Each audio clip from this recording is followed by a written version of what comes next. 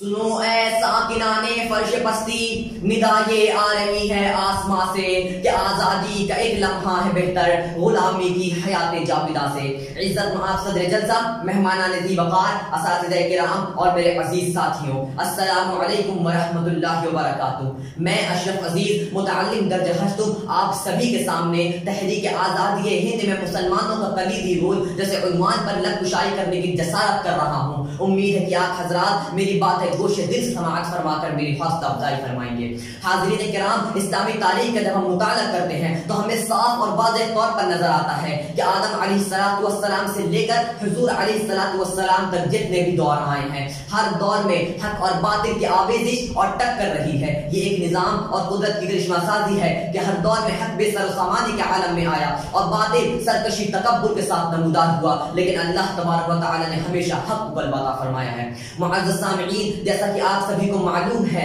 کہ یہ وطن عزیز ہندوستان جس کی آزاد فضا میں آج ہم سانس لے رہے ہیں، کچھ ایسے ہی حالات سے دوچار ہو چکا ہے، اور اس کی جنگ آزادی میں ہم مسلمانوں کا کردار سنگ میل کی حیثیت رکھتا ہے، اور یہ دور مسلمانوں کے جذبہ حب الوطنی، جوش و ولولہ، عزم و ہمت کی لافانی مثال ہے۔ حاضرین کرام،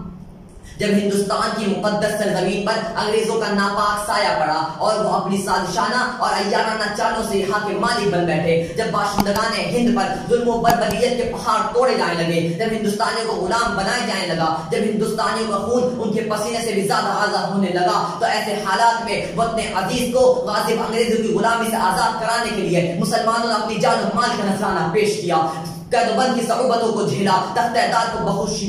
چوما، تب کہیں جا کر وطن عزیز کو آزادی ملی۔ لیکن افسوس، جب پڑا وقت گلستان پہ تو خون ہم نے دیا، جب بہار آئی تو کہتے ہیں تیرا کام نہیں۔ معزز سامعین، انگریزوں سے جس شخص نے سب سے پہلے باقاعدہ منظم جنگ کی تھی وہ علی بردی خان نے 1754 میں کی تھی۔ اس کے بعد ان کے نواسے نواب سراج الدولہ نے انگریزوں سے مقابلہ کیا اور وہ انگریزوں سے مقابلہ کرتے ہوئے شہید ہو گئے۔ حاضرین کرام، خاک ہند سے اٹھ کر جس شخص نے سب سے پہلے ہندوستان ہندوستانیوں کا نعرہ بلند کیا تھا وہ شیر میسور شہید ٹیپو سلطان رحمۃ اللہ علیہ تھے، جن کی وسیع النظر دیکھ چکی تھی کہ ہندوستان کی تباہی کا اصل سبب انگریز ہیں، اسی لیے انہوں نے انگریز فتنے کو جڑ سے اکھاڑ پھینکنے کی پوری کوشش کی، لیکن وہ سرنگا پٹک کے علاقہ میں انگریزوں کا مقابلہ کرتے ہوئے شہید ہو گئے۔ اور جب یہ خبر انگریز جنرل کو ملی تو اس نے فرد و مسرت کے ساتھ اعلان کیا تھا، آج ہندوستان ہمارا ہے۔ حاضرین کرام،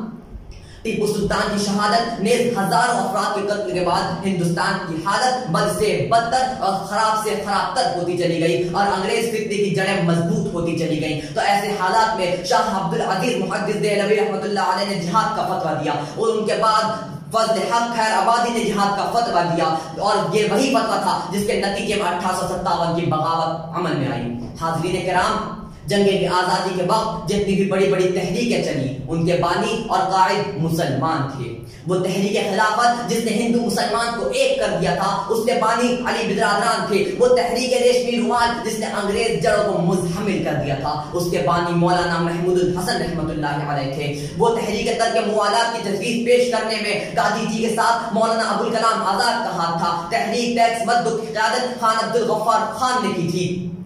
اس کے علاوہ ہندوستان چھوڑو تحریک میں کرو یا مرو کا نعرہ یوسف مہر علی نے دیا، جے ہند کا نعرہ معین الدین حسن حق نے دیا، انقلاب زندہ باد کا نعرہ حضرت موہانی کے نظم کا حصہ ہے۔ حاضرین کرام، اس محدود وقت میں جنگ آزادی ہند میں مسلمان مجاہدین آزادی کے نام فردن لینا ممکن نہیں، لیکن افسوس کہ آج ان کی قربانیوں کو مٹانے کی ناپاک سازش کی جا رہی ہے، جبکہ صحیح بات تو یہ ہے کہ پتا پتا بوٹا بوٹا حال ہمارا جانے ہیں، جانے نہ جانے گل ہی نہ جانے، باغ تو سارا جانے ہیں۔ وآخر دعوانا الحمدللہ رب العالمین۔